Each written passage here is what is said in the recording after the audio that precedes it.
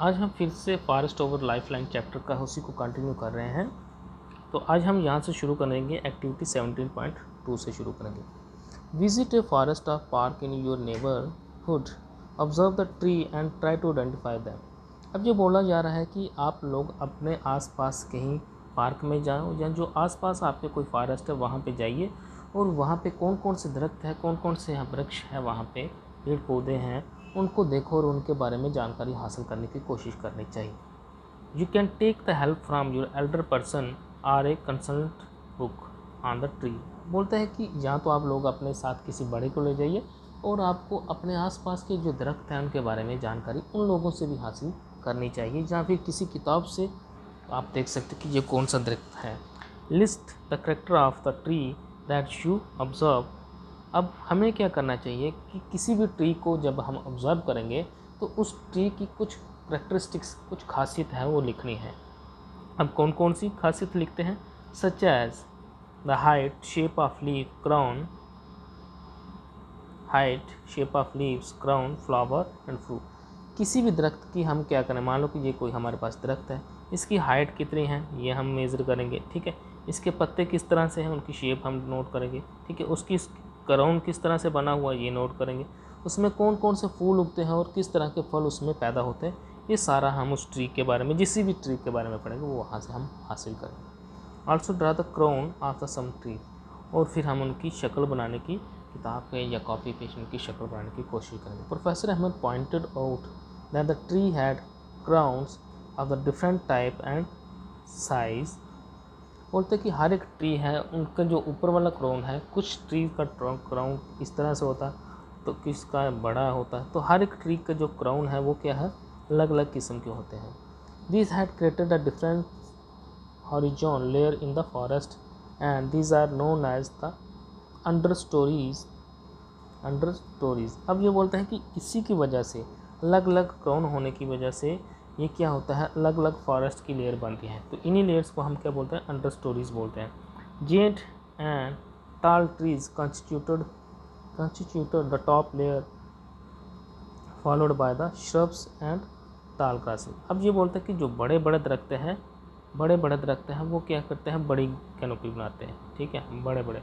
फिर उसके बाद छोटे दरख्त हैं वो क्या करते हैं, वो उसकी जगह फिर छोटे दरख्त, श्रब्स वगैरह है वो छोटे आ जाते हैं फिर इस तरह से, ठीक है। उसके बाद छोटे छोटे घास उगते हैं। तो ये बोलते हैं कि इस तरह से ये क्या बनता है, पूरा का पूरा सिस्टम बनता है, कहाँ पे, फॉरेस्ट में बनता है। कौन बता रहे हैं, ये प्रोफेसर अहमद उनको समझाने की कोशिश कर रहे हैं। टाल grasses and herb form the lower layer, ठीक है, ये सारी चीज़ें वहाँ पे फॉरेस्ट में होती हैं। Would we see the similar tree in the every forest. ये बोलते हैं कि क्या हर एक जंगल में एक ही तरह के ट्री होते हैं? नहीं, ऐसा तो नहीं है, हर एक जंगल में अलग अलग ट्री हो सकते हैं। Professor Ahmad said no, due to the different climatic condition there are the variation in the types of the tree and other plant. बोलते कि प्रोफेसर जो अहमद थे उन्होंने बोला कि नहीं, हर जगह पे अलग अलग किस्म के ट्री होते हैं। ट्री अलग अलग क्यों होते हैं? क्योंकि हर जगह की जो क्लाइमेटिक कंडीशन है, वहाँ का मौसम, ठीक है, वो किस तरह का, वहाँ की जलवायु किस तरह की है, उसी के मुताबिक वहाँ पे ट्री होते हैं, ठीक है। जैसे कश्मीर में अलग ट्री होंगे लेकिन जम्मू के ट्री है वो अलग होंगे, ठीक है। यहाँ से अगर हम चले जाएँ साउथ में, चले जाएँ साउथ इंडिया में कुछ अलग तरह के ट्री होंगे। तो जिस तरह का क्लाइमेट होता है उसी तरह के हिसाब से क्या होता है, वहाँ के ट्री मौजूद रहते हैं, ठीक है। The types of the animal also different from forest to forest. बोलते कि जैसे ट्री अलग अलग किस्म के होते हैं हर जगह पे, इस तरह पे हर जगह पे जो फॉरेस्ट है वो भी अलग अलग किस्म के ही पाए जाते हैं, समझे। अब यहाँ पे हम पढ़ते हैं जो ग्रीन बॉक्स है, ए फॉरेस्ट ऑफ द जेंट के grow numerous kinds of the plants and tree. देखो ये बोलते हैं कि जम्मू कश्मीर में जो फॉरेस्ट है उनमें अलग अलग तरह के प्लांट्स और ट्रीज़ हैं, ठीक है, प्लांट भी हैं, ट्रीज़ भी हैं, पेड़ पौधे मौजूद हैं। Some of them pine, deodar, poplar, fir, chinar. These provide the excellent shelter to the various animal species such as musk, deer, nilgai, snow लिपार्ड। ये अलग अलग किस्म के क्या ट्री हैं जो कि मौजूद हैं जम्मू कश्मीर में, और उन ट्री में क्या है, बहुत सारे मुख्तलिफ़ किस्म के हमारे जानवर मौजूद रहते हैं, समझे बात। Few children were busy watching the beautiful butterfly. अब देखो बच्चे वहाँ पे जो जंगल में गए थे, कुछ बच्चे क्या कर रहे थे, बटरफ्लाई को देख रहे, fluttering here and there on the flower of the shrubs and herbs. अब वो बटरफ्लाई थी, जो बटरफ्लाई उड़ रही थी, ठीक, तो बच्चे उनको क्या कर रहे थे, देख रहे थे, जो कि छोटे छोटे पेड़ों के या छोटे छोटे हर्ब्स और श्रब के ऊपर उड़ रही थी। They had a close look at the bushes, और वो झाड़ियों में जा रहे थे, वो झाड़ियों में बच्चे उनको देख रहे थे। While doing that their hair and clothes had seed and stuffs clinging to them. अब वो बच्चे जब झाड़ियों में जा रहे थे, उनके जो कपड़ों के ऊपर छोटे छोटे बीज हैं वो जुड़ गए, उनके साथ क्या हो गए, अटैच्ड हो गए, या उनके साथ चिपक गए थे। They came across the numerous insects, spiders, squirrels, ants and the various small animals on the bark of the trees। अब ये बोलते हैं कि जंगल में बहुत सारे क्या थे, इंसेक्ट थे, ठीक है, स्क्वेरल थी, गिलहरी वगैरह थी, स्पाइडर थे, वो सारे उनको वहाँ पे देखने को मिल रहे थे जब बच्चे वहाँ पे घूम रहे थे। अब ये बोलते हैं बहुत सारे प्लांट्स थे, ट्रीज थे, उनके पत्ते थे। On डिकिंग the leaf of the forest floor. अब ये बोलते हैं कि बहुत सारे जो लीफ थे वो फॉरेस्ट की जो ज़मीन है उनके ऊपर गिरे हुए थे, और जो क्या हो रहे थे, डिके हो रहे थे, सड़ रहे थे वहाँ पे। They start making the sketches of this. अब ये बच्चे क्या कर रहे थे, जो भी ट्री के पत्ते गिरे हुए थे उनके स्केच बनाना शुरू कर दिए हम लोगों ने। अब यहाँ पे देखो एक पिक्चर है, देखो अब जो बड़े दरख्त होते हैं, देखो बड़े दरख्त होते हैं, इनको हम क्या बोलते हैं, कैनोपी बोलते हैं। और छोटे जो ट्री होते हैं, ये हमने बताया छोटे ट्रीज होते हैं जो बड़े दरख्तों के पास होते हैं, उनको हमने क्या बोला है, under story.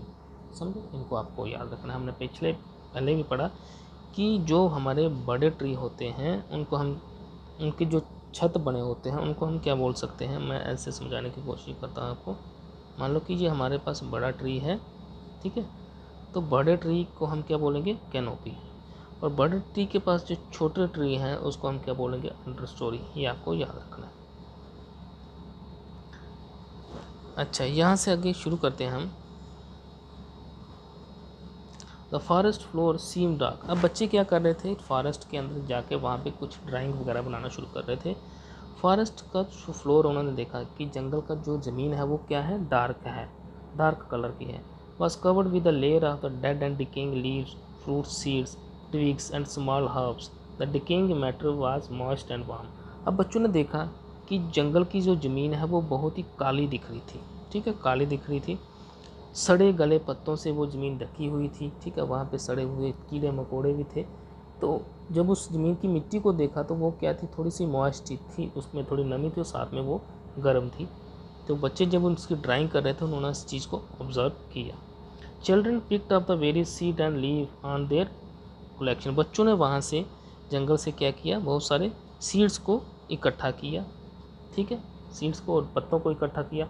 Walking over the dead leafy layer on the forest floor was like walking over the spongy carpet. जब वो बच्चे क्या कर रहे थे, लीव्स के ऊपर जंगल में जितने भी पत्ते थे उन पे चल रहे थे, तो ऐसा लग रहा था कि वो किसी स्पॉन्जी, किसी क्या है, मुलायम चीज़ पे, जैसे जो कि बहुत ही क्या होती है, स्पॉन्जी सी होती है, जिस तरह रुई की तरह होती है, उस तरह से चल रहे थे, तो उनको ये महसूस हो रहा है। Is the decaying matter always warm. ये बोलते कि क्या जो डिकेइंग, जो सड़े हुए चीज़ें हैं तो वो हमेशा गर्म होती है। Professor Ahmad suggested that the children could perform an activity to get an answer of this question. अब जो उनके साथ प्रोफेसर अहमद थे उन्होंने उनको बोला कि जो आपके दिमाग में क्वेश्चन आ रहे हैं इनका आंसर निकालने के लिए आप लोगों को खुद थोड़ा सा क्या करना, एक एक्टिविटी करनी पड़ेगी। तो आज हम यहाँ तक ही रखेंगे। Thank you, have a good.